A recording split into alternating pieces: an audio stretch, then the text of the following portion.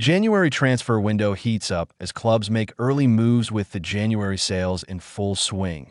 Rugby's transfer market is beginning to gather momentum as clubs across Europe look to strengthen their squads ahead of next season and beyond.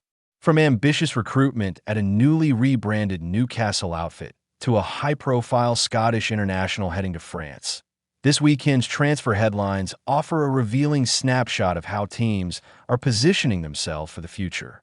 Here are the standout stories from a busy few days of movement and speculation. The Newcastle Red Bulls continue back row rebuild, with Sam Graham signing Newcastle Red Bulls have taken another significant step in reinforcing their squad after confirming that.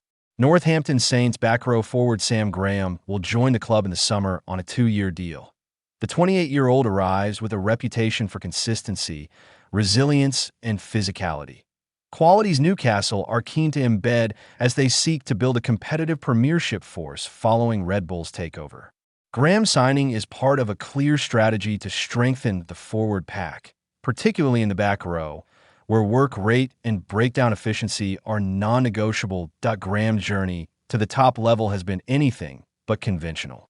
Unlike many premiership players who emerge through academy systems, he carved out his career the hard way, cutting his teeth with Doncaster Knights and Hartpury in the championship before earning a move to Northampton Saints in 2022. His perseverance paid off handsomely. During Saints' Gallagher Premiership title-winning campaign in 2024, Graham was a key contributor, making 20 starts in a season that showcased his durability and reliability at the highest level. While not always the headline grabber, he became a coach's dream. Dependable, disciplined, and relentlessly competitive. Speaking about his impending move, Graham highlighted the appeal of Kingston Park and the renewed optimism surrounding the club. I've played up at Kingston Park a number of times throughout my career and have always had a lot of respect for the guys there and the way the supporters get behind their team, he said. The place looks like it's buzzing on a match day with everything surrounding Red Bull's takeover, and I experienced it myself when Saints went up there earlier in the season. He also pointed to the club's growing fan engagement and long-term ambition as key factors in his decision. They've been getting sellout crowds in the league on a consistent basis, and they're really going places with the way they're starting to build. As a player, it's massively exciting to be a part of that once my time at Northampton comes to an end. Newcastle Sporting General Manager Neil McElroy echoed that sentiment, praising Graham's work ethic and character. Sam has worked extremely hard to forge a career in English rugby's top flight. To his immense credit, McElroy said, he is a very consistent performer who makes big impacts on games, and he will get us on the front foot with his ball carrying, set-piece work, and link play. With Newcastle laying down foundations for a new era, Graham's arrival represents a blend of premiership pedigree and hunger, an ideal fit for a club looking to climb. Adam Hastings set for Montpellier switch as Scottish contingent grows. One of the most eye-catching moves of the weekend sees Scotland international fly half Adam Hastings agree terms with French top 14 side Montpellier, where he will link up with fellow Scots Stuart Hogg and Ollie Price. Hastings, 29, brings extensive experience and a proven scoring record to the south of France. Initially debuting for Glasgow Warriors in 2017, he has made 81 appearances across 2 spells with the club and is one of only 6 players to surpass the 500-point mark in Glasgow colours, a milestone he reached earlier this season against the Vodacom Bulls. His club career has included time in England as well, with stints at Bath and later Gloucester, where he further developed his game in the Premiership.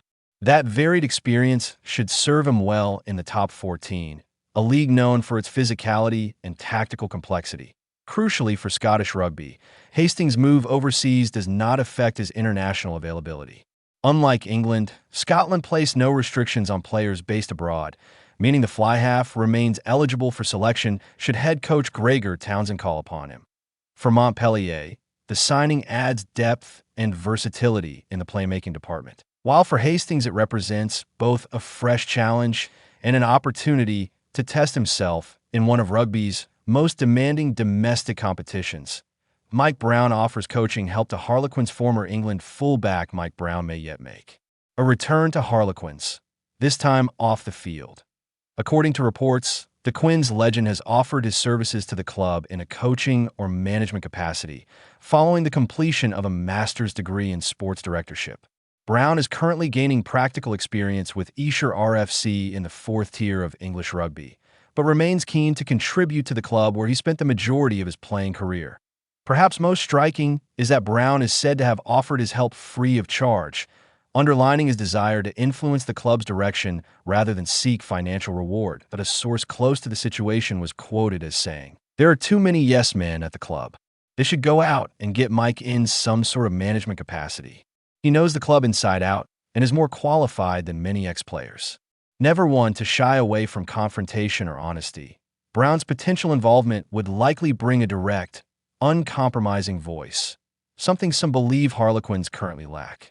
Whether the club chooses to take him up on the offer remains to be seen, but the suggestion alone has sparked debate among supporters. Stormers miss out as Ulster secure Eli Snyman in a blow to their recruitment plans. The Stormers have reportedly missed out on towering lock Eli Snyman, who is said to have agreed a two-year contract with Ulster.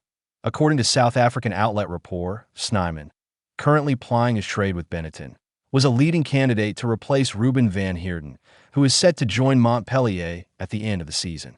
Ulster's successful move leaves the Stormers scrambling for alternatives in a key position, but Snyman's size and physical presence made him an attractive option for the Cape Town outfit, and his loss represents a significant setback as they plan for life without Van Heerden. For Ulster, however, the signing adds much-needed depth and power to their second row as they continue to evolve their squad. A market in motion with the season still in full flow, the January transfer window is already offering insight into how clubs are shaping their futures. Newcastle's ambitious rebuild, Montpellier's Scottish influx, Harlequins' potential coaching shakeup, and Ulster's decisive recruitment all point to a market that is very much alive. And with weeks still to go, there's every chance the biggest moves are yet to come.